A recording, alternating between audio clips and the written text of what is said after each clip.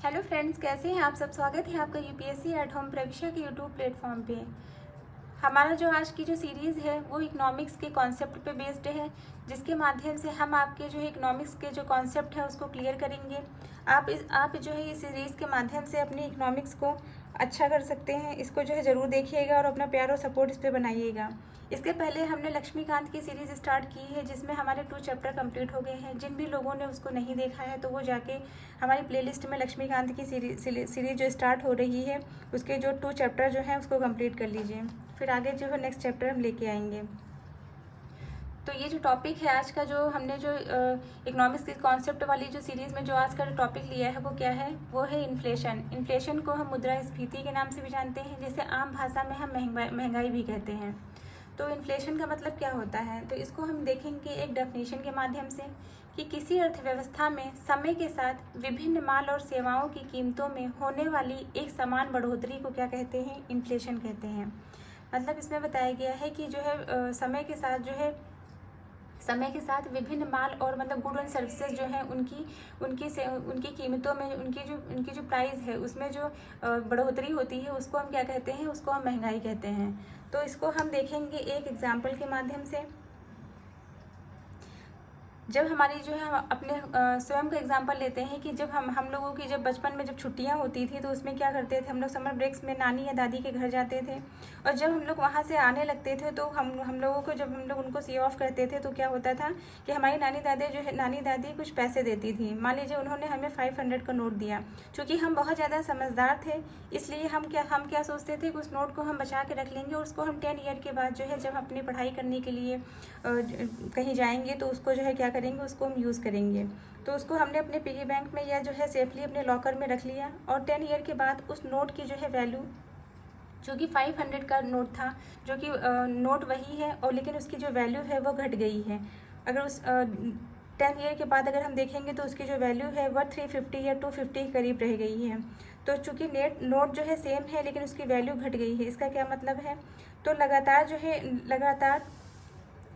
लगातार जो है सेवाओं और माल की कीमतों में जो सामान जो बढ़ोतरी हो रही है तो उससे जो है क्या होगा, उससे ये पता चलता है कि ये हमारी जो है नेशनल जो करेंसी है उसकी पावर जो है कम हो रही है। जो चीज़ आप डेली यूज़ करते हैं जैसे साबुन, चाय, चीनी, जब हम जो है उसके प्राइस में डेली जो है ग्रोथ देख रहे हैं तो उसी फिनोमिना को हम क्या कहते हैं, उसे हम कहते हैं ये इन्फ्लेशन, मतलब जो है महंगाई बढ़ रही है। इसको हम जो है एक एग्जाम्पल के माध्यम से देखेंगे। इसमें क्या है, जैसे मान लीजिए 2010 में 2010, 2010 एंड 2022 को जो है इससे कंपेयर करेंगे कि जब हम जो है 2010 में 100 रुपीज़ लेके जब मार्केट में जाते थे तो हम वहाँ पे एक बर्गर, एक कोल्ड ड्रिंक लेते थे। और लेकिन जो है 2022 में क्या है कि हम वही जो है 100 रुपीज़ मार्केट में लेके जाएंगे तो हमको सिर्फ जो है क्या मिलेगा, ओनली एक बर्गर मिलेगा। कोल्ड ड्रिंक यहाँ पे नहीं मिलेगी। तो इससे क्या पता चलता है कि चीज़ों का जो प्राइस है वो बढ़ गया है और करेंसी की वैल्यू भी कम होती जा रही है।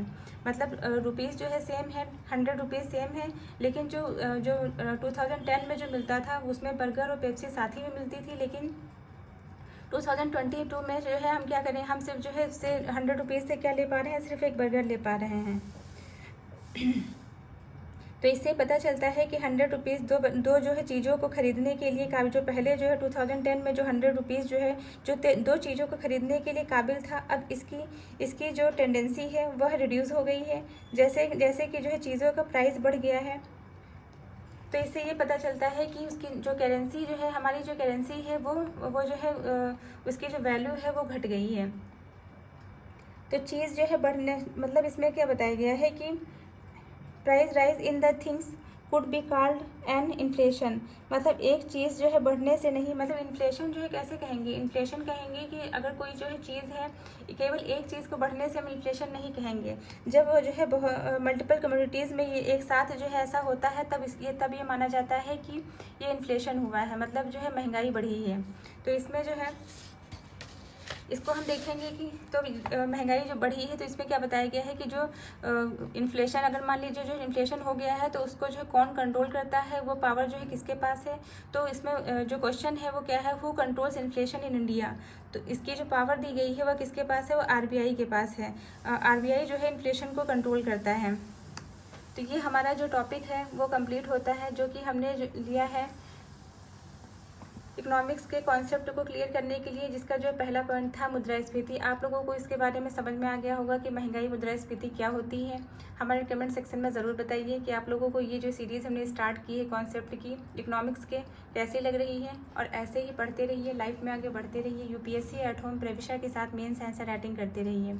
जिन भी लोगों ने लक्ष्मीकांत की सीरीज़ स्टार्ट नहीं की है वो भी जाके जो है हमारी प्लेलिस्ट में लक्ष्मीकांत को देख सकते हैं, जिसके 2 चैप्टर कंप्लीट हो गए हैं। हम आगे और जो है लक्ष्मीकांत के और चैप्टर भी कंप्लीट कराएंगे। Thank you.